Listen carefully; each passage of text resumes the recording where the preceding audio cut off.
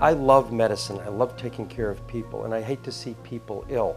And I think, doctors tend to be scientists, and I'm sitting there going, why is this happening? Why is this occurring?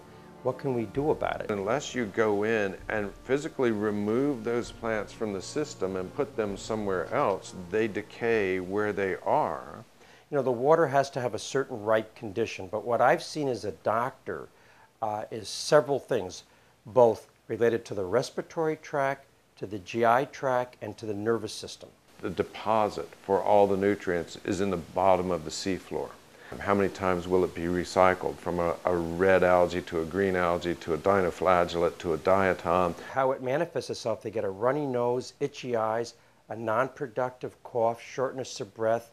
And when those nutrients are brought into that system, plants uptake that and use it as essentially fertilizer to grow way beyond their normal sort of restriction. An analogy would be adding fertilizer to our lawn. Our grass grows okay, but what really grows well are the weeds.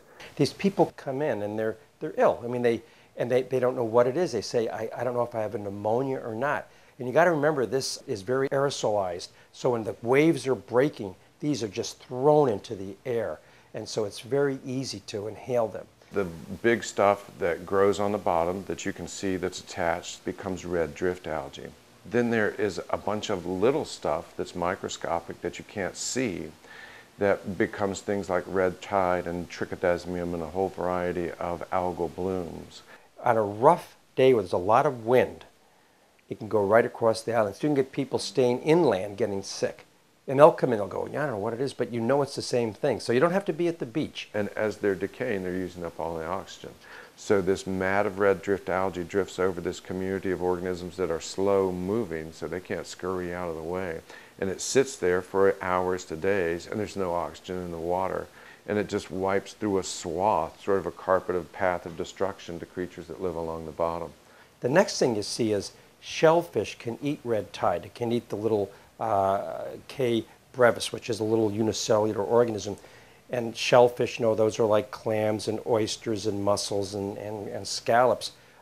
It doesn't bother them. That's what they normally eat. However, if you eat one, you can get incredibly ill, and you can get a lot of diarrhea, nausea, abdominal pain.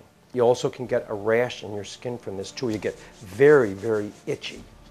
But it's clear that nutrient loading in red tide, if it doesn't increase the frequency of red tide outbreaks, it almost, in all probability, increases how long they last, which is perhaps even more lethal than them happening more quickly.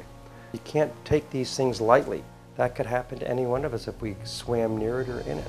I think at the end of the day, that what we'll find is that people who are really engaged in conservation care about people.